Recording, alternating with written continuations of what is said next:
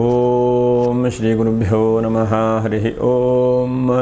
ಓಂ ನಮಃ ಸೂರ್ಯ ಪಿತಾಮಹೋ ವ್ಯಾಸ ವಸಿಷ್ಠೋತ್ರ ಪರಾಶರಃ ಕಶ್ಯಪೋ ನಾರದೋ ಗಾರ್ಗ್ಯಃ ಮರೀಚಿರ್ ಮುನಿರಂಗಿರಾಃ ಲೋಮಶಃ ಪೌರುಷಶ್ಚೈವ ಚಮನೋ ಜವನೋ ಭೃಗುಃ ಶವನಕೋಷ್ಟಾದಶಶ್ಚೇತಿ ಜ್ಯೋತಿಶ್ಶಾಸ್ತ್ರ ಪ್ರವರ್ತಕಾಃ. ನಮೋ ಋಷಿಭ್ಯಃ ನಮೋ ಮಹದ್ಭ್ಯಃ. ಪ್ರಿಯ ವೀಕ್ಷಕರೇ, ಭಗವಂತ ಶುಭವನ್ನುಂಟು ಮಾಡಲಿ. ಆತ್ಮೀಯರೇ, ವಿಶೇಷವಾಗಿ ಜುಲೈ ತಿಂಗಳಲ್ಲಿ ಸಿಂಹರಾಶಿಯವರಿಗೆ ಹೇಗಿದೆ ಮಾಸ ಭವಿಷ್ಯ ಎಂಬುದನ್ನು ಗಮನಿಸೋಣ. ನೋಡಿ, ರಾಶಿಯಲ್ಲಿ ಶುಕ್ರ ಮತ್ತು ಕೇತು ಎರಡು ಗ್ರಹಗಳು ಕೂಡ ರಾಶಿಯಲ್ಲಿ. ಹಾಗೆ ನಿಮ್ಮ ರಾಶಿಯಿಂದ ಸಪ್ತಮ ರಾಶಿಯಲ್ಲಿ ರಾಹು, ಹಾಗೆ ಅಷ್ಟಮ ರಾಶಿ ಶನೀಶ್ವರನು ಅಷ್ಟಮ ಶನಿ ನಡೀತಾ ಇದೆ ನಿಮ್ಗೆ. ಹಾಗಾಗಿ ಒಂದು ಸ್ವಲ್ಪ ಕಿರಿಕಿರಿಯೂ ಕೂಡ ಇದೆ. ನವಮದಲ್ಲಿ ಯಾರಿಲ್ಲ, ದಶಮದಲ್ಲಿ ಕುಜ ಇದ್ದಾನೆ, ಬಹಳ ಒಳ್ಳೆಯದು ದಶಮದಲ್ಲಿರುವಂತಹ ಕುಜ. ಏಕಾದಶದಲ್ಲಿ ರವಿ ಮತ್ತು ಬುಧರು ಏಕಾದಶದಲ್ಲಿದ್ದಾರೆ. 17ನೇ ತಾರೀಕಿನವರೆಗೂ ಕೂಡ ರವಿ 11ನೇ ರಾಶಿಯಲ್ಲೇ ಇರ್ತಾನೆ. 12ನೇ ರಾಶಿಯಲ್ಲಿ ಗುರು, ನಿಮ್ಗೆ ಗೊತ್ತಿದೆ 12ನೇ ರಾಶಿಯ ಗುರು ಉಚ್ಚಸ್ಥಾನದ ಅಂದರೆ ಗುರು ಇದ್ದಾನೆ. ಹಾಗೆ ಗುರು ಜೊತೆಗೆ 18ನೇ ತಾರೀಕು ಅನಂತರದಲ್ಲಿ ರವಿಯೂ ಕೂಡ ಬರ್ತಾನೆ. ರಾಶಿಯಲ್ಲಿ ಶುಕ್ರ ಮತ್ತು ಕೇತು, ಹೀಗೆಲ್ಲ ಒಂದು ಗ್ರಹ ಸ್ಥಿತಿ ಇದೆ. ಮಘಾ ನಕ್ಷತ್ರ 1, 2, 3, 4ನೇ ಪಾದ, ಹಾಗೆ ಹುಬ್ಬ ನಕ್ಷತ್ರ 1, 2, 3, 4ನೇ ಪಾದ, ಉತ್ತರ ನಕ್ಷತ್ರ 1ನೇ ಪಾದ. ವಿಡಿಯೋ ಮುಗಿಯುವವರೆಗೂ ಕೂಡ ನೀವು ನೋಡ್ತಾ ಇರಿ. ನಕ್ಷತ್ರ ಪರಿಹಾರಗಳು ಏನು ಎಂಬುದನ್ನು ಕೂಡ ನಾವು ಗಮನಿಸೋಣ. ಹಾಗೆ ನೋಡಿ, ಜುಲೈ ತಿಂಗಳಲ್ಲಿ ಏನೇನು ಹಬ್ಬ ಹರಿದಿನಗಳಿದೆ ಎಂಬುದನ್ನು ಕೂಡ ನಾವು ಗಮನಿಸೋಣ. ಜುಲೈ 3ನೇ ತಾರೀಕಿಗೆ ಸಂಕಷ್ಟರ ಚತುರ್ಥಿ, 3ನೇ ತಾರೀಕಿಗೆ. ಹಾಗೆ 10ನೇ ತಾರೀಕಿಗೆ ಬುಧ ಜಯಂತಿ.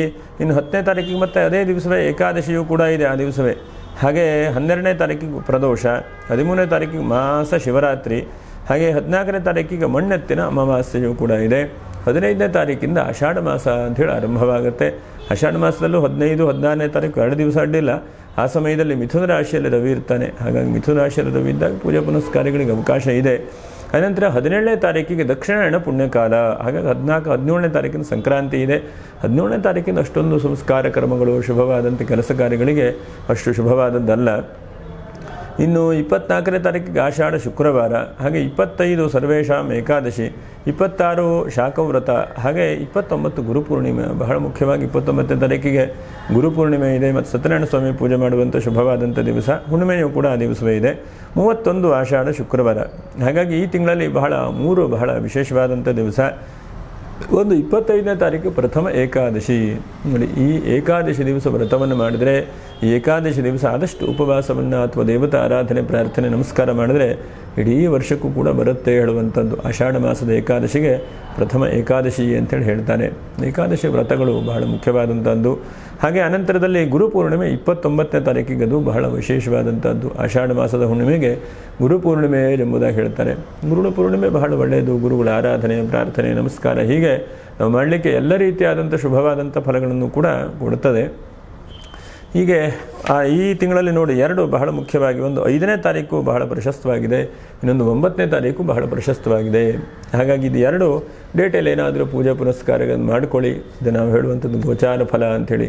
ನಿಮ್ಮ ಜಾತಕದ ಮೇಲೆ ದಶಾಭುತಿಗಳು ಕೂಡ ವ್ಯತ್ಯಾಸ ಬರಬಹುದು.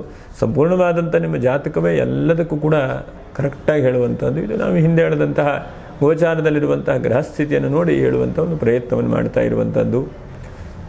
ಗುರು 12ನೇ ರಾಶಿಯಲ್ಲಿ ಉಚ್ಚ ಸ್ಥಾನದಲ್ಲಿದ್ದಾನೆ. ಹಾಗಾಗಿ ನಿಮಗೆ ಹಿಂದಿನ ತಿಂಗಳೇ 1ನೇ ತಾರೀಕು ಗುರು ಚೇಂಜ್ ಆಗಿದ್ದಾನೆ. ಹಾಗಾಗಿ ಆ ಗುರುವಿಂದ ಬಹಳ ಒಳ್ಳೆಯ ರೀತಿಯಾಗಿ ಆಗ್ತಾ ಇದೆಯೋ ಅಥವಾ ಕೆಲಸ ಕಾರ್ಯದಲ್ಲಿ ಇನ್ನೂ ಅಡೆತಡೆಗಳು ಜಾಸ್ತಿ ಆಗ್ತಾ ಇದೆಯೋ ಗೊತ್ತಿಲ್ಲ. ಸ್ವಾಭಾವಿಕವಾಗಿ ಉಚ್ಚ ಸ್ಥಾನದಲ್ಲಿರುವಂತಹ ಗುರು ಬಹಳಷ್ಟು ಧರ್ಮ ಕಾರ್ಯಗಳನ್ನು, ಒಳ್ಳೆಯ ಕೆಲಸಗಳನ್ನು ಮಾಡಲಿಕ್ಕೆ ಪ್ರಯತ್ನ ಮಾಡ್ತಾನೆ ಎಂಬುದು ಗ್ರಂಥಗಳಲ್ಲಿ ಹೇಳ್ತದೆ. ಹಾಗೆ ನೀವು ಗಮನಿಸಿ, ನಿಮಗೇನೇನು ಶುಭವಾದಂಥ ಫಲಗಳು ಗುರುಗಳಿಂದ ಅಂಥೇಳಿ. ಆದರೂ ಕೂಡ ಈ ತಿಂಗಳಲ್ಲಿ ಶುಭವಾದಂಥ ಫಲಗಳು ಏನು? ರಾಶಿಯಲ್ಲಿರುವಂಥ ಶುಕ್ರ, ಶುಭಗ್ರಹಗಳು ಯಾವುದೇ ರಾಶಿಯಲ್ಲಿದ್ದರೆ ಬಹಳ ಒಳ್ಳೆಯ ರೀತಿಯಾದಂಥ ಫಲಗಳನ್ನು ಕೊಡ್ತಾರೆ. ಹಾಗಾಗಿ ಶುಕ್ರ ಒಂದಂತಕ್ಕೆ ನಿಮಗೆ ಯಾರಿಗೂ ವಿವಾಹ ಆಗಲಿಲ್ಲೋ ನೋಡಿ, ಬಹಳ ಮುಖ್ಯವಾಗಿ ಗಮನಿಸಬೇಕು. ನೀಚಾರಿ ಭಾಂಶೋ ಭೃಗುದೇವ ಪೂಜ್ಯೋ ಎಂಬುದಾಗಿ ಜ್ಯೋತಿಷ್ಯದ ಗ್ರಂಥಗಳಲ್ಲಿ ಹೇಳುತ್ತೆ. ಒಂದನೇದಾಗಿ ಶುಕ್ರ, ಗುರು, ಕುಜ 3 ಗ್ರಹಗಳು ಕೂಡ ಮನುಷ್ಯನಿಗೆ ವಿವಾಹಾದಿ ಮಂಗಲ ಕಾರ್ಯಕ್ಕೆ ಅವಕಾಶಗಳನ್ನು ಕೊಡ್ತಾರೆ ಎಂಬುದು ಹೇಳಬಹುದು. ಈ ಗುರು 12ನೇ ರಾಶಿಯಲ್ಲಿದ್ದಾನೆ. ಗುರುವಿನ ಅಷ್ಟೊಂದು ಪ್ರಬಲವಾದಂಥ ಅನುಗ್ರಹ ಇಲ್ಲ.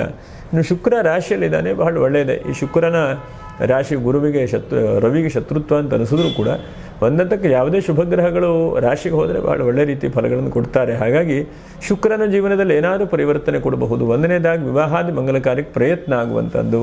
ಹಾಗೆ ಎರಡನೇದಾಗಿ ಬಹಳ ಮುಖ್ಯವಾಗಿ ಗಮನಿಸುವಂಥದ್ದು, ಶಾರೀರಿಕವಾಗಿ ಏನೋ ನೋವಾಗ್ತಾ ಇದೆ, ತೊಂದರೆ ಆಗ್ತಾ ಇದೆ, ಸ್ವಲ್ಪ ಕಿರಿಕಿರಿ ಆಗ್ತಾ ಇದೆ ಅಂತಂದರೆ ಸ್ವಲ್ಪ ತಕ್ಕ ಮಟ್ಟಿಗೆ ಸರಿ ಹೋಗುವಂಥ ಚಾನ್ಸಸ್ಸು. ಯಾಕಂದರೆ ಶರೀರದಲ್ಲಿ ಬಹಳ ಒದ್ದಾಟ, ಬಹಳ ಚಿಂತೆ ಆಗ್ತಾ ಇರುತ್ತೆ. ಆದರೆ ಅದು ಪುನಃ ತೊಂದರೆಗಳು ಜಾಸ್ತಿ ಆಗದೇ ಇದ್ದಾಗ ಶುಕ್ರನನ್ನು ನೀಡುತ್ತಾನೆ. ಅಂದರೆ ನಮ್ಮ ಶರೀರದಲ್ಲೇ ರೋಗ ನಿರೋಧಕ ಶಕ್ತಿ ಜಾಸ್ತಿ ಆಗುವಂಥದ್ದು ಮತ್ತು ಒಳ್ಳೆ ರೀತಿಯಾದಂತಹ ಮನಸ್ಸಿನ ಚಿಂತನೆ ಬರುವಂಥದ್ದು. ಮತ್ತು ಶುಕ್ರ ಜಾಸ್ತಿ ಲೌಕಿಕವಾದಂಥ ಪ್ರಪಂಚದ ಅರಿವನ್ನು ಕೊಡ್ತಾನೆ. ಮತ್ತು ಎಲ್ಲೆಲ್ಲಿ ಸಂಪತ್ತು ಸೃಷ್ಟಿಯಾಗುವಂಥದ್ದಿದೆಯೋ, ಎಲ್ಲೆಲ್ಲಿ ಖುಷಿ ಹೇಳುವಂಥ ಸಿಗುತ್ತೋ, ಮತ್ತು ಎಲ್ಲೆಲ್ಲಿ ಓಡಾಟಗಳು ಸಿಗುತ್ತೋ, ಇಂತಹ ಈ ಸುಖವನ್ನು ಶುಕ್ರನು ಕೊಡ್ತಾನೆ. ಹಾಗಾಗಿ ಶುಕ್ರನಿಂದ ಸ್ವಲ್ಪ ಓಡಾಟಗಳು, ಸ್ವಲ್ಪ ಪ್ರಯಾಣ, ಅದರ ಜೊತೆಗೆ ಧಾರ್ಮಿಕ ಕ್ಷೇತ್ರಗಳಿಗೆ ಹೋಗಿ ದೇವರ ದರ್ಶನ ಮಾಡುವಂಥದ್ದು, ಮತ್ತು ಮನೆಗೆ ಏನಾದರೂ ಪೂಜೆ ಪುನಸ್ಕಾರ ಮಾಡುವಂಥದ್ದು, ಅಥವಾ ನಂದು ಒಂದು ಸಣ್ಣದಾದಂತಹ ಒಂದು ಸೇವೆ ಇರಲಿ ಅಂಥೇಳಿ ಭಾಗವಹಿಸಿ ಕೊಡುವಂತಹ ಪ್ರಯತ್ನಗಳು ಇವೆಲ್ಲವೂ ಕೂಡ ನಡೀತದೆ ಶುಕ್ರನಿಂದ. ಹಾಗಾಗಿ ಶುಕ್ರನನ್ನು ನಮ್ಮ ಶಾಸ್ತ್ರಗಳ ಪ್ರಕಾರ ಕಲೆ, ಸಂಪತ್ತು ಇತ್ಯಾದಿಗಳನ್ನು ವೃದ್ಧಿ ಮಾಡುವಂಥ ಗ್ರಹ ಅಂತೇಳಿ ಹೇಳ್ತಾರೆ. ಹಾಗಾಗಿ ನೀವು ಕೂಡ ಲೇಖಕರಾಗಿದ್ದರೆ, ಅಥವಾ ಏನಾದರೂ ಚಲನಚಿತ್ರದಲ್ಲಿ ಭಾಗವಹಿಸ್ತಾ ಇದ್ದರೆ, ಅಥವಾ ಏನೋ ಒಂದಷ್ಟು ಅಂಕಣಕಾರರಾಗಿದ್ದರೆ ನಿಮಗೆಲ್ಲ ಹೆಚ್ಚಿನದಾದಂತಹ ಸನ್ಮಾನಗಳು, ಅವಕಾಶಗಳು ಎಲ್ಲವೂ ಕೂಡ ಆಗ್ತದೆ. ನೀವು ಆ್ಯಕ್ಟಿಂಗ್ ಮಾಡ್ತಾ ಇದ್ದರೂ ಕೂಡ ಏನೋ ಒಂದು ಕಡೆಗೆ ದೇವತಾನುಗ್ರಹದಿಂದ ಶುಕ್ರನು ನಿಮ್ಮನ್ನು ಇನ್ನೂ ಬೆಳಕಿಗೆ ಬರುವ ಹಾಗೆ ಮಾಡ್ತಾನೆ. ಎಲ್ಲ ಒಂದು ಕಡೆಗೆ ಫಿಲ್ಮ್ ಇಂಡಸ್ಟ್ರಿಯಲ್ಲಿದ್ದರೆ ಒಳ್ಳೆ ಹೆಸರು, ಕೀರ್ತಿ, ಲಾಭ ಬರುವಾಗೂ ಕೂಡ ಶುಕ್ರ ಕೊಡ್ತಾನೆ.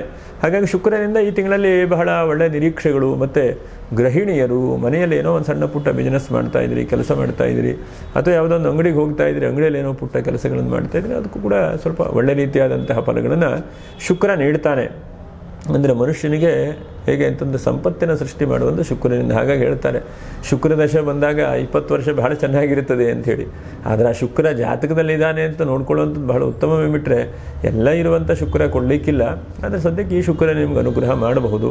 ಕೇತುವಿನ ಸಂಯೋಗವಾಗಿದೆ. ಕೇತು ಒಂದು ಹಂತಕ್ಕೆ ನಿಮಗೆ ಕುಲಸ್ಯೋನ್ನತಿಂ, ವಿವಾಹಾದಿ ಆದಂತಹ ವ್ಯಕ್ತಿಗಳಿಗೆ ಸಂತಾನಾದಿಗಳಾಗುವಂಥದ್ದು, ಅಥವಾ ಬ್ರ್ಯಾಂಚನ್ನು ವೃದ್ಧಿ ಮಾಡುವಂಥದ್ದು, ಏನೋ ಒಂದು ಕೆಲಸ ಕಾರ್ಯಗಳನ್ನು ಮಾಡ್ತಾ ಇರ್ತೀರಿ. ಆ ಬ್ರ್ಯಾಂಚನ್ನು ಕೂಡ ದೊಡ್ಡದಾಗಿ ಪ್ರಯತ್ನ ಮಾಡಿ ಅಥವಾ ಇನ್ನೊಂದು ಕಡೆಗೆ ಶಿಫ್ಟ್ ಆಗುವಂಥದ್ದು, ಸ್ವಲ್ಪ ಪರಿವರ್ತನೆ ಆಗುವ ಹಾಗೆ ಕೇತುವು ಕೂಡ ಕೊಡ್ತಾನೆ. ವಿವಾಹಾದಿ ಮಂಗಲ ಕಾರ್ಯಗಳು ಇನ್ನೊಂದು ವೃದ್ಧಿಯಾಗುವಂಥದ್ದನ್ನು ಶುಕ್ರ ಮಾಡ್ತಾನೆ ನಿಮಗೆ, ಕುಜನು ಅದ್ರ ಜೊತೆ ಇದ್ದು. ಅನಂತರದಲ್ಲಿ ರಾಹು ಸ್ವಲ್ಪ ಮಟ್ಟಿಗೆ ಒಂದು ಹಂತಕ್ಕೆ ಸಪ್ತಮದಲ್ಲಿದ್ದಾನೆ, ರಾಶಿ ನೋಡಲ್ಪಟ್ಟಿದ್ದಾನೆ. ಹಾಗಾಗಿ ಸ್ವಲ್ಪ ಪ್ರಯಾಣ, ವಿದೇಶದ ಪ್ರಯಾಣ ಯೋಗ ಆಗುವಂಥದ್ದು, ಸ್ವಲ್ಪ ಬದಲಾವಣೆ ಆಗುವಂಥದ್ದು, ದಿಢೀರ್ನೇ ಬದಲಾವಣೆ, ಕ್ಷಣಕ್ಕೂ ಬದಲಾವಣೆ ಅಂತ ಹೇಳ್ತೇವಲ್ವ, ಹಾಗೆ ದಿಢೀರ್ನೇ ಯಾವುದೋ ರೀತಿಯಾದಂಥ ಬದಲಾವಣೆ ಆಗುವಂಥದ್ದು, ಯಾವುದೋ ರೀತಿಯಾದಂತಹ ಪ್ರಯತ್ನಗಳಾಗುವಂಥ ಅವಕಾಶಗಳನ್ನು ಕೂಡ ರಾಹು ಕೊಡ್ತಾನೆ. ರಾಹುಗೆ ನಮ್ಮಲ್ಲಿ ಸುರ್ಭಾನು ಅಂತ ಹೇಳ್ತಾರೆ, ಬಹಳ ಸಂಪತ್ತನ್ನು ಕೊಡುವಂಥ ಗ್ರಹ ರಾಹು. ಹಾಗಾಗಿ 18 ವರ್ಷದ ರಾಹು ದಶೆಯಲ್ಲಿ ಒಂದು ಸಂಧಿಕಾಲ ಮುಗಿದ್ರೆ ಮಿಕ್ಕಿರುವಂಥದ್ದೆಲ್ಲ ಸಂಪತ್ತು ಬರುವಂಥದ್ದು, ಬಹಳ ದೊಡ್ಡದಾಗುವಂಥದ್ದು, ಆರ್ಥಿಕವಾದಂಥ ಇನ್ನೂ ಉತ್ತೇಜನ ಸಿಗುವಂಥದ್ದು. ಹೀಗೆ ಈ ರಾಹು ಒಳ್ಳೆ ರೀತಿಯಾದಂಥ ಫಲಗಳನ್ನು ಕೊಡ್ತಾನೆ. ರಾಹು ಯಾವಾಗೂ ದುಷ್ಫಲಗಳನ್ನು, ಯಾವಾಗೂ ತೊಂದರೆಗಳನ್ನು ಕೊಡ್ತಾನೆ ಹೇಳುವಂಥದ್ದು ಅರ್ಥ ಅಲ್ಲ. ಪ್ರಯಾಣಾದಿಗಳನ್ನು ಕೂಡ ಕೊಡುವಂಥ ಗ್ರಹ. ಮತ್ತು ಈ ಚರ್ಮದ ಕಾಯಿಲೆಗಳು, ಮತ್ತು ಮನಸ್ಸಿಗೇನೋ ಒಂದಷ್ಟು ಚಿಂತೆ ಬರ್ತಾ ಇದೆ, ಅಥವಾ ನಿಮ್ಮ ಜೊತೆಗೆ ಯಾರೋ ಒಬ್ಬರಿದ್ದವರು ಸ್ವಲ್ಪ ಕಿರಿಕಿರಿ ಮಾಡ್ತಾ ಇದ್ದಾರೆ, ಅಂತಹ ಪರಿಸ್ಥಿತಿ ಇದ್ದಾಗೂ ರಾಹು ನಿಮಗೆ ಸಪೋರ್ಟ್ ಮಾಡ್ತಾನೆ. ನಿಮ್ಮ ರಾಹೋರ್ ಬಾಹುಬಲಂ ಕರೋತು ಎಂಬುದಾಗಿ ಹೇಳ್ತಾರೆ. ನಿಮ್ಮ ಬಾಹುಬಲವನ್ನು, ನಿಮ್ಮ ಶಕ್ತಿಯನ್ನು, ನಿಮ್ಮಲ್ಲಿರುವಂಥ ಸುಸಾಮರ್ಥ್ಯವನ್ನು ರಾಹು ಬೆಳೆಸ್ತಾನೆ. ಹಾಗಾಗಿ ಈ ತಿಂಗಳಲ್ಲಿ ನೀವು ಸುಸಾಮರ್ಥ್ಯ ಬೆಳೆಯಬಹುದು. ಯಾಕಂದರೆ ಎಲ್ಲರೂ ಕೂಡ ಇನ್ನೊಬ್ಬರು ಹೇಳಿದ್ದೇ ನಾವು ಕೇಳ್ತಾ ಇರ್ತೇವೆ. ಆದರೆ ನಮ್ಮಲ್ಲೇ ಇರುವಂಥ ಸ್ವಂತ ತಿಳುವಳಿಕೆ, ಸ್ವಂತ ಜ್ಞಾನ ಇವೆಲ್ಲವೂ ಕೂಡ ವೃದ್ಧಿ ಆಗ್ತದೆ ರಾಹುವಿಂದ. ಇನ್ನು ಅಷ್ಟಮದ ಶನಿ ಸ್ವಲ್ಪ ನಿಮ್ಮ ದುಃಖಗಳನ್ನು ಕೂಡ ಕೊಡ್ತಾನೆ. ಇತ್ತೀಚಿನ ದಿವಸದಲ್ಲಿ ಅಷ್ಟಮ ಶನಿ ಬಂದ ಮೇಲೆ ಸ್ವಲ್ಪ ಕಷ್ಟ, ತೊಂದರೆಗಳನ್ನು ಅನುಭವಿಸ್ತಾ ಇದ್ದೀರಿ. ಒಂದು ವಾಹನದಲ್ಲಿರಬಹುದು, ಅಥವಾ ಕಾನೂನಿನ ಹೋರಾಟದಲ್ಲಿರಬಹುದು, ಏನೋ ಸಣ್ಣ ಪುಟ್ಟ ಕಿರಿಕಿರಿಗಳು, ಮತ್ತು ಹಣಕಾಸು ನಿರೀಕ್ಷೆಗೆ ತಕ್ಕಂತೆ ಬರದೇ ಇರುವಂಥದ್ದು. ಒಂದು ಬಿಸ್ನೆಸ್ಸನ್ನು ಶುರು ಮಾಡಿದಿರಿ, ಹಾಗಂತೇಳಿ ತೀರಾ ಲಾಸ್ ಇಲ್ಲ, ಆದರೆ ನಿರೀಕ್ಷೆಗೆ ತಕ್ಕಂತೆ ಬಹಳ ಒಳ್ಳೆಯ ರೀತಿಯಾದಂಥ ಒಂದು ರೀತಿಯಲ್ಲಿ ಆ ಬಿಸ್ನೆಸ್ ಕ್ಲಿಕ್ಕಾಗಿ ಅನುಕೂಲ ಆಗದೇ ಇರುವಂಥದ್ದು. ಹಾಗೆ ನಾಲ್ಕನೇದಾಗಿ ಬಹಳ ಮುಖ್ಯವಾಗಿ ಗಮನಿಸುವಂಥದ್ದು, ಎಲ್ಲ ಮಂದಗತಿಯಲ್ಲಿ, ಎಲ್ಲ ನಿಧಾನಗತಿಯಲ್ಲಿ ಆಗುವಂಥದ್ದು. ಅಷ್ಟಮ ಶನಿ ನಿಧಾನ ಮಾಡ್ತಾನೆ.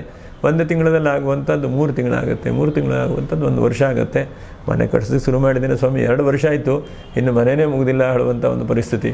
ಹಾಗಾಗಿ ಒಂದು ಎಲ್ಲ ವಿಷಯದಲ್ಲೂ ನಾವು ಯೋಚನೆ ಮಾಡ್ತಾ ಹೋದರೆ ಶನೇಶ್ವರನು ಹಾಳು ಮಾಡಲಿಕ್ಕಿಲ್ಲ, ಆದರೆ ಬಹಳ ನಿಧಾನಗತಿಯಾದಂಥದ್ದನ್ನು, ಅಥವಾ ವಾಹನದಲ್ಲಿ ಏನಾದರೂ ಜಖಮ್ ಆಗುವಂಥದ್ದು, ವಾಹನ ಏನೋ ನಿಲ್ಲಿಸಿದ್ದಾಗ ಯಾರೋ ಒಂದು ಮರ ತೆಂಗಿನಕಾಯಿ ಬೀಳುವಂಥದ್ದು, ಹೀಗೆ ಏನೋ ಸಣ್ಣ ಪುಟ್ಟ ಉಪದ್ರವಗಳನ್ನು ಕೂಡ ಶನೇಶ್ವರ ಕೊಡ್ತಾನೆ. ಹಾಗಾಗಿ ಆ ಶನೇಶ್ವರನ ಆರಾಧನೆ ಮಾಡಬೇಕು. ಹಾಗಂತೇಳಿ ನಿಮ್ಮನ್ನು ಜಾಗ್ರತೆ ಮಾಡ್ತಾನೆ. ಅಷ್ಟಮ ಶನಿ ಇದ್ದಾಗ ನೋಡಿ, ಹಿಂದ್ಗಡೆ ನಾನು ಇಲ್ಲಿ ನಿಲ್ಲಿಸಿದೆ, ಗ್ಲಾಸ್ ಒಡೆದೋಗಿದೆ, ಇವತ್ತು ನಿಲ್ಲಿಸಬಾರ್ದು, ಹೊಡೆದನ್ನು ಕೊಡ್ತಾನೆ.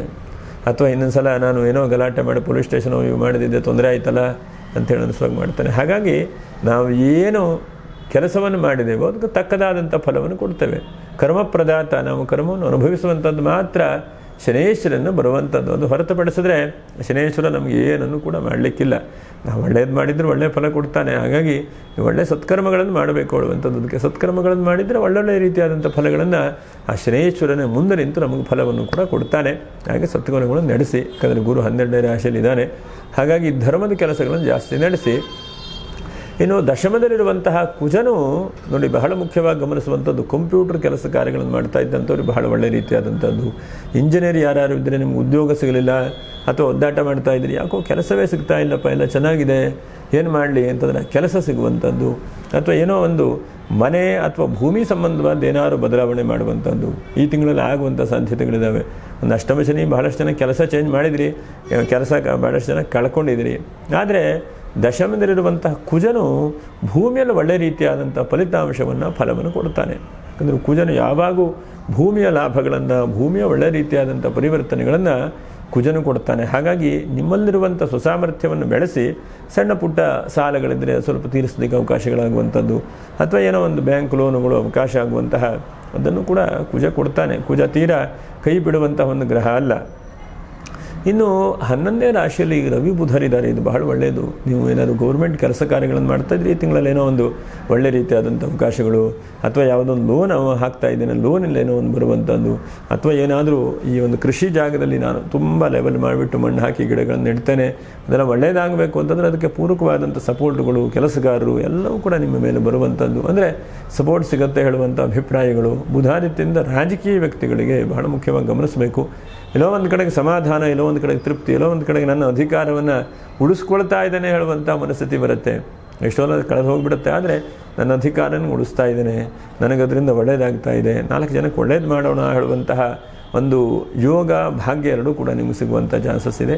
ಸ್ಕೂಲು ಕಾಲೇಜ್ ನಡೆಸ್ತಾ ಇದ್ದಂಥವ್ರಿಗೂ ಕೂಡ ಈ ಯೋಗ ಬಹಳ ಒಳ್ಳೆಯದೇ ಮಾಡುತ್ತೆ. ನಿಮ್ಮ ಸಂಸ್ಥೆ ಒಳ್ಳೆಯ ವಿದ್ಯಾರ್ಥಿಗಳು ಚೆನ್ನಾಗಿ ಓದಿ ನಿಮಗೂ ಕೂಡ ಒಳ್ಳೆಯ ಕೀರ್ತಿ ಯಶಸ್ಸು ಬರುತ್ತೆ. ಒಂದು ಬ್ರ್ಯಾಂಡ್ ಅಂತ ಹೇಳ್ತಾರಲ್ಲ, ಹಾಗೆ ಒಂದು ಹೆಸರು ಯಾವಾಗೂ ಉಳಿಯುವಂಥದ್ದಾಗುತ್ತೆ. ಅಚ್ಚರಿಯ ಹೆಸರು. ಜೀವನದಲ್ಲಿ ಏನೇ ಮಾಡಿ ನೀವು ಇದ್ದಾಗ ಹೇಗೆ ಇದಿರಿ ಹೇಳುವಂಥದ್ದು ಬಹಳ ಮುಖ್ಯವಾದಂಥದ್ದು. ಎಷ್ಟು ಒಳ್ಳೆಯ ಕೆಲಸ ಮಾಡಿದಿರಿ, ಎಷ್ಟೆಷ್ಟು ಪ್ರಯತ್ನಗಳನ್ನು ಮಾಡಿದಿರಿ, ಎಷ್ಟು ಸಮಯವನ್ನು ವ್ಯರ್ಥ ಮಾಡಿದಿರಿ ಅಂತ ಯೋಚನೆ ಮಾಡಬೇಕು. ಹಾಗಾಗಿ ಬುಧಾದಿತ್ಯರು ಎಲ್ಲಿ ಬರ್ತಾರೋ ಅಂಥದ್ದಲ್ಲಿ ನಮ್ಮ ಸಮಯದ ಬಗ್ಗೆ ಬಹಳ ನಿಗಾ ಬರುತ್ತದೆ, ಜಾಗೃತ ವಹಿಸ್ತದೆ. ಮತ್ತು ಎರಡನೇದಾಗಿ ನೀವು ಏನು ಮಾಡಬೇಕು ಅನ್ನುವಂಥ ಫೋಕಸ್ ಬರುತ್ತೆ. ಮತ್ತು ನಿಮ್ಮ ಛಲ ಸ್ವಲ್ಪ ಜಾಸ್ತಿ ಆಗುತ್ತೆ. ಬಹಳ ಮುಖ್ಯವಾಗಿ ಏನು ಹೋರಾಟ ಮಾಡ್ತಾ ಇದ್ರೆ ಆ ಹೋರಾಟ ಮುಂದುವರೆದು ಹೋಗುತ್ತೆ. ಯಾಕಂದರೆ ಜೀವನದಲ್ಲಿ ಜೀವನವೇ ಹೋರಾಟ ಅಲ್ವಾ.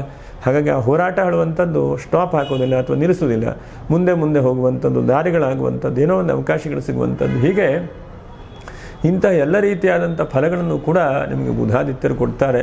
ಆದರೆ 17ನೇ ತಾರೀಕು ಅನಂತರದಲ್ಲಿ ರವಿಯು 12ನೇ ರಾಶಿಗೆ ಬರ್ತಾನೆ. ಒಂದು 5 ಸ್ವಲ್ಪ ಜಾಗ್ರತೆ. 1ನೇದಾಗಿ ಸ್ವಲ್ಪ ನಿಮ್ಮ ಆರೋಗ್ಯದ ಬಗ್ಗೆ ಸ್ವಲ್ಪ ಕಾಳಜಿ ವಹಿಸ್ಕೊಳ್ಳಿ. ಮೂಳೆ ನೋವುಗಳು ಇವು ಬರುವಂಥ ಸಾಧ್ಯತೆಗಳು. ಮತ್ತು 2ನೇದಾಗಿ ದೊಡ್ಡದಾಗಿ ಯೋಚನೆ ಮಾಡ್ತೀರಿ ನೀವು. ಆದರೆ ಕೆಲವೊಂದು ಸಲ ಅತಿ ಸರ್ವತ್ರ ವರ್ಜಯೇತ್ ಅಂತೇಳಿ ಹೇಳ್ತಾರೆ. ಅತಿಯಾಗಿ ಸಹಾಯ ಮಾಡೋದು, ಅಥವಾ ಅತಿಯಾದಂಥ ಯೋಚನೆ ಮಾಡೋದು, ಅಥವಾ ಅತಿಯಾದಂಥದ್ದು ಅದೇ ಹೇಳ್ತಾರಲ್ಲ ಆಕಾಶಕ್ಕೆ ಎಣೆ ಹಾಕೋದು ಅಂತೇಳಿ ಹೇಳ್ತಾರಲ್ಲ. ಹಾಗಾಗಿ ಅವೆಲ್ಲ ನಮ್ಮ ಕೈಯಲ್ಲಿ ಆಗದೇ ಇರುವಂಥದ್ದು. ಹಾಗಾಗಿ 17ನೇ ತಾರೀಕು ಅನಂತರದಲ್ಲಿ ಅಂತಹ ಚಿಂತೆ ಮಾಡಲಿಕ್ಕೆ ಹೋಗಬೇಡಿ. ಇವತ್ತು ನನ್ನ ಹತ್ರ 10,000 ರೂಪಾಯಿ ಇದೆ, ಇದೇ ನನ್ನ ಹತ್ರ ಇರುವಂತಹ ಮೌಲ್ಯ ಅಂತ ಅಂದ್ಕೊಳ್ಳಿ ನೀವು. ಯಾಕಂದರೆ ಕೋಟಿಗಟ್ಟಲೆ ಯೋಚನೆ ಮಾಡಬೇಕು ಅಂತ ಹೇಳ್ತಾರೆ. ಕೋಟಿಗಟ್ಟಲೆ ಸಾಲ ಮಾಡಿಸಿದ್ರೆ ತೀರ್ಲಿಕ್ಕೆ ಯಾರೂ ಕೂಡ ಬರಲ್ಲ. ಹಾಗಾಗಿ ನಮ್ಮ ಹಿತಮಿತಿ, ಹಾಸಿಗೆ ಇದ್ದಷ್ಟೇ ಕಾಲು ಚಾಚು ಅಂತೇಳಿ ಗಾದೆ ಮಾತನ್ನು ಹೇಳ್ತಾರಲ್ವ, ಅದನ್ನು ನಿಜವಾದಂಥದ್ದು ಸ್ಪಷ್ಟವಾದಂಥ ಅರಿವನ್ನು ನಾವು ತಿಳ್ಕೊಳ್ಬೇಕು. ಹಸೆ ಜಾಸ್ತಿ ಮಾಡಲಿಕ್ಕೆ ಆಗೋದಿಲ್ಲ. ಅದೇನೋ ಬಾಯಲ್ಲಿ ಹೇಳ್ಬೋದೇ ಬಿಟ್ಟರೆ ಪ್ರಾಕ್ಟಿಕಲಾಗಿ ಯಾವುದು ವರ್ಕ್ ಆಗೋದಿಲ್ಲ.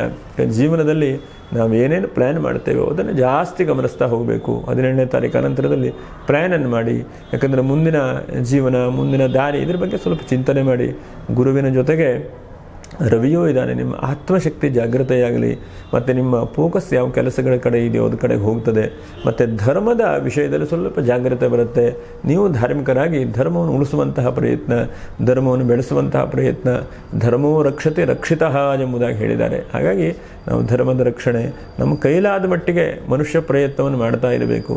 ಯಾಕಂದರೆ ಎಷ್ಟು ಸಾಧ್ಯ ಆಗುತ್ತೋ ಅಷ್ಟು ನಮ್ಮ ಕೈಯಿಂದ ತೊಂದರೆ ಆಗದೇ ಇದ್ದ ಹಾಗೆ ಕಣ್ಣಿಗೆ ಕಂಡಾಗ ಅದನ್ನೆಲ್ಲ ಮಾಡಬೇಕು. ಅದಕ್ಕೆ ಇನ್ನೊಂದು ಗ್ರಂಥಗಳಲ್ಲಿ ಹೇಳ್ತಾರೆ ಏನಂತಂದರೆ, ಏನಾದರೂ ಸರ್ಪ ಅಥವಾ ಹಾವು ಸತ್ತು ಬಿದ್ದರೆ ನೋಡಿದವರಿಗೂ ದೋಷ ಅಂಥೇಳಿ. ಅರ್ಥ ಏನಂತಂದರೆ ಅದನ್ನು ನಾವು ಸಂಸ್ಕಾರ ಮಾಡಬೇಕು ಅಥವಾ ಅದನ್ನು ಸುಡಬೇಕು ಹೇಳುವಂಥದ್ದು ಹೇಳ್ತದೆ ಶಾಸ್ತ್ರ. ಹಾಗಾಗಿ ಏನೇ ನಮ್ಮ ಕಣ್ಣಿಗೆ ಕಂಡ್ರೆ ನಮ್ಮ ಕೈಲಾದ ಮಟ್ಟಿಗೆ, ನಮ್ಮ ಕೈಲಿ ಯಾರೋ ಒಬ್ಬರು ಬಿದ್ದಿದ್ದಾರೆ ಆಕ್ಸಿಡೆಂಟಾಗಿ, ಅಟ್ಲೀಸ್ಟು ನಾವು ಗಾಡಿಯಲ್ಲಿ ಹೋಗ್ತಾ ಇದ್ದೇವೆ, ಅವರನ್ನು ಎತ್ತಿ ನೀರು ಕುಡಿದು ಅಟ್ಲೀಸ್ಟ್ ಆಸ್ಪತ್ರೆ ಸೇರಿಸುವಷ್ಟು ಸಮಯ ಇದ್ದರೆ ಅಷ್ಟನ್ನಾದರೂ ಮಾಡುವಂಥ ಪ್ರಯತ್ನ ಮಾಡಬೇಕು. ಯಾಕಂದರೆ ಜೀವನದಲ್ಲಿ ಇವತ್ತಿನ ಕಾಲದಲ್ಲಿ ಅಮೂಲ್ಯವಾದಂಥ ಸಮಯ, ಅದು ಪುನಃ ಮರಳಿ ಬರುವುದಿಲ್ಲ. ಹಾಗೆ ಇರುವಂಥ ಸಮಯವನ್ನು ನಮ್ಮ ಕೈಯಲ್ಲಿ ಏನಾಗುತ್ತೋ ಆ ಸಮಯದಲ್ಲಿ ಆ ಭಗವಂತನನ್ನು ನಂಬಿ ನಾವು ಪ್ರಯತ್ನ ಮಾಡ್ತಾ ಹೋಗಬೇಕು. ಆ ಪ್ರಯತ್ನಕ್ಕೆ ಫಲವನ್ನು ಭಗವಂತ ನೀಡ್ತಾನೆ. ಒಟ್ಟಿನಲ್ಲಿ ಇದಿಷ್ಟು ಬಹಳ ಸರಳವಾದಂಥ ಉತ್ತಮವಾದಂಥ ಫಲಗಳು ಎಂಬುದನ್ನು ಕೂಡ ಗಮನಿಸ್ತಾ, ಇನ್ನು ನಕ್ಷತ್ರ ಪರಿಹಾರಗಳೇನು ಎಂಬುದನ್ನು ಗಮನಿಸೋಣ. ನೋಡಿ, ಮಘಾ ನಕ್ಷತ್ರದವರು 14ನೇ ತಾರೀಕಿಗೆ ಅಮಾವಾಸ್ಯೆ ಇದೆ. ಅಮಾವಾಸ್ಯೆ ದಿವಸ ನಿಮ್ಮ ಕೈಯಲ್ಲಿ ಏನು ಸಾಧ್ಯ ಆಗುತ್ತೋ, ಏನು ಪ್ರಯತ್ನ ಆಗುತ್ತೋ ಅಷ್ಟು ಈಶ್ವರ ಆರಾಧನೆ, ಈಶ್ವರನ ಪ್ರಾರ್ಥನೆ ಮಾಡಿ. ಹಾಗೆ ಹುಬ್ಬಾ ನಕ್ಷತ್ರದವರು ನಿಮ್ಮ ಕೈಯಿಂದ ನೋಡಿ 29ನೇ ತಾರೀಕಿಗೆ ಬಹಳ ಮುಖ್ಯವಾಗಿ ಗುರು ಪೂರ್ಣಿಮೆ ಇದೆ. ಮರ್ಯಾದೆಯಿಂದ ಗುರುಗಳ ಆರಾಧನೆ ಮಾಡಿ. ಎಲ್ಲರೂ ಗುರು ಕ್ಷೇತ್ರಕ್ಕೆ ಹೋಗಿ ನಿಮ್ಮ ಕೈಲಾದ ಮಟ್ಟಿಗೆ, ಯಾಕಂದರೆ ವರ್ಷಕ್ಕೊಮ್ಮೆ ಆದರೂ ಕೂಡ ಗುರುವಿನ ಸೇವೆ, ಗುರುವಿನ ಆರಾಧನೆ, ಎಲ್ಲೋ ಅನ್ನದಾನ ನಡೆಯುತ್ತೋ ಅಲ್ಲಿ ಹೋಗಿ ನಿಮ್ಮ ಕೈಲಾದಂಥ ಸೇವೆಯನ್ನು, ಪ್ರಾರ್ಥನೆಯನ್ನು ಮಾಡಿ. ಇನ್ನು ಉತ್ತರ ನಕ್ಷತ್ರ 1ನೇ ಪಾದ, ನೀವು ಏನು ಸಾಧ್ಯ ಆಗುತ್ತೋ ನೋಡಿ. ಪ್ರಥಮ ಏಕಾದಶಿ ಇದೆ, 25ನೇ ತಾರೀಕಿಗಿದೆ ಪ್ರಥಮ ಏಕಾದಶಿ. ಹಾಗಾಗಿ ಈ ಏಕಾದಶಿ ಬಹಳ ವಿಶೇಷವಾದಂಥದ್ದು. ಏಕಾದಶಿ ದಿವಸ ನಿಮ್ಮ ಕೈಯಲ್ಲಿ ಏನಾಗುತ್ತೋ ಅಷ್ಟು ವಿಷ್ಣು ಸಹಸ್ರನಾಮ ಪಾರಾಯಣೆ, ಅದರ ಜೊತೆಯಲ್ಲಿ ನಿಮಗೇನು ತೋಚುತ್ತದೆಯೋ ಅಂತಹ ರೀತಿಯಲ್ಲಿ ದೇವರು ಪೂಜೆ ಮಾಡುವಂಥದ್ದು. ಶ್ರೀದೇವಿ ಭೂದೇವಿ ಸಮೇತವಾದಂಥ ವೆಂಕಟರಮಣ ಸ್ವಾಮಿ ಸನ್ನಿಧಾನಕ್ಕೆ ಹೋಗಿ ನಮಸ್ಕಾರ ಮಾಡಿ ಒಂದಷ್ಟು ಪ್ರದಕ್ಷಿಣೆ ಮಾಡಿ. ಎಷ್ಟಾಗತ್ತೋ ಅಷ್ಟು ಇಷ್ಟು ಅಂತೇನಿಲ್ಲ, 21, 28, 108 ನಿಮ್ಮ ಶಕ್ತಿಯಾನುಸಾರ ವಿಷ್ಣು ಸಹಸ್ರನಾಮ ಮರ್ಯಾದೆ ಇದ್ದಾಗ ಮಾಡಿ. ಒಟ್ಟಿನಲ್ಲಿ ಸಿಂಹರಾಶಿಯವರಿಗೆ ಭಗವಂತನ ಅನುಗ್ರಹವನ್ನು ಉಂಟು ಮಾಡಲಿ ಅಂತ ಹೇಳ್ತಾ, ಲೋಕಾ ಸಮಸ್ತ ಸುಖಿನೋ ಭವಂತು. ಕಾಲೇ ವರ್ಷತು ಪರ್ಜನ್ಯ ಪೃಥಿವೀ ಸಸ್ಯಶಾಲಿನಿ. ದೇಶೋಜಂ ಕ್ಷೋಭರಹಿತ ಸಜ್ಜನಾ ಸಂತು ನಿರ್ಭಯಾ. ಭಗವಂತನ ಶುಭವನ್ನು ಉಂಟು ಮಾಡಲಿ. ಯಾರು ಲೈಕ್ ಮಾಡಿಲ್ಲೋ ಅಂಥವ್ರು ಒಂದು ಲೈಕ್ ಮಾಡಿ, ಹಾಗೆ ಶೇರ್ ಮಾಡಿ ಅಂತ ಹೇಳ್ತಾ ಮುಂದಿನ ವಿಡಿಯೋದಲ್ಲಿ ಭೇಟಿ ಮಾಡೋಣ. ನಮಸ್ಕಾರ. ಹರಿ ಓಂ.